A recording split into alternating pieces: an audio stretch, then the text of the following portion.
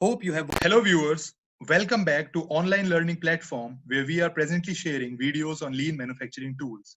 Hope you have watched earlier videos. Subscribe to channel to stay connected for more learning content. Tool for this video is continuous flow, which was invented or say designed by English inventor Richard Arkwright way back in 18th century at Cromford Mills. However, concept was later popularized as a lean tool by Toyota Motor Company, home of lean manufacturing. Continuous flow in various cultures is known by various names like one piece flow, single piece flow, make one, move one, flow manufacturing, and one by one production. So, what is continuous flow? It is an act of moving a product through the production process from start to finish without stopping.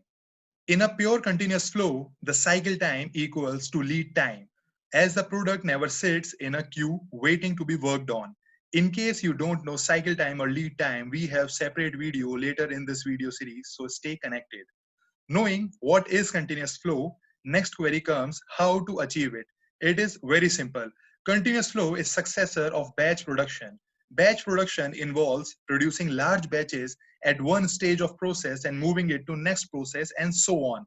Over such batch production model or individual process manufacturing, to achieve continuous flow, organization needs to create mixed model or group technology cell, which are nothing but identified processes earlier producing in batches, connected via some mechanism to feed output of one process as input to next process. Then run product through these particular cells in continuous flow, which is validation. Once validated for continuous flow, connect these cells with automation. Just to make you understand better, batch production have processes independent of each other and input will come to first process, get processed as a complete batch and moves to next process as a batch. Similar to station 1, station 2 will also process the batch and it will then go to station 3. Station 3 will then do the packing of batch. Finally, batch will get inspected and if found okay will be released to customer. Till here, batch flow looks pretty okay, but it has some disadvantages. In an alternating situation to earlier, if during inspection, inspector found problem in material associated with station 1, material can't be used and will be scrapped, quarantined, or segregated, leading to a direct loss of cost. Also, if problem found associated to station 2, material will be unpacked and moved back to station 2 for rework. At that time, station 2 might be working on another batch already, and this will again create trouble for company. In such a situation, there is again a possibility that other stations suffers waiting loss. I hope you understand the issue. A solution can be proposed to have an inspection at each stage, but it is well known that inspection is non-value added activity and involves cost and time, hitting value of product and profit of company. That's where continuous flow arrive as solution. And this would be the model. Input material comes to station 1. One part starts processing and transfer to station 2. At the same time, next part comes at station 1.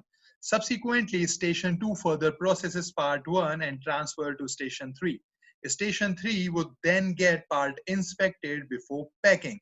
In this way, at a time, each station is involved with one part only and moves it further in flow till endpoint. Even if there is any problem incidents during inspection, only one part goes to rejection or rework, which can be easily handled and problem can also be fixed more efficiently. Hope you got the theme well.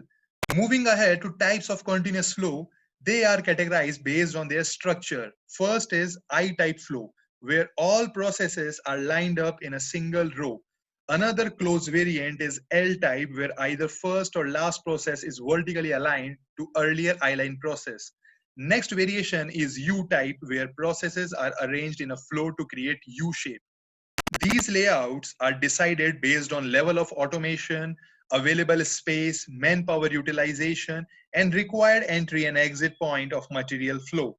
One more variant is S-type flow, which is again self-understood by flow of material as per S alphabet. And manpower would be assigned accordingly to requirement, either one at each station or lesser to handle more stations at once. Click on I button to learn more about different types of manufacturing processes and where in industry are continuous and batch production are used. Coming finally to benefits of continuous flow, as we saw, it would improve quality by reducing number of defectives. It would also help saving space, which is precious value. There would be no waiting loss with continuous flow. Capacity to produce increases with continuous flow. Safety of involved personnel improves. Finally, ease of management to handle production. Thanks for watching the video. Hope you liked it. Subscribe channel for continuous content, like and share the video, and leave your feedback in comment section. See you again in next video with another lean tool, Tech Time. Till then, keep learning, keep growing.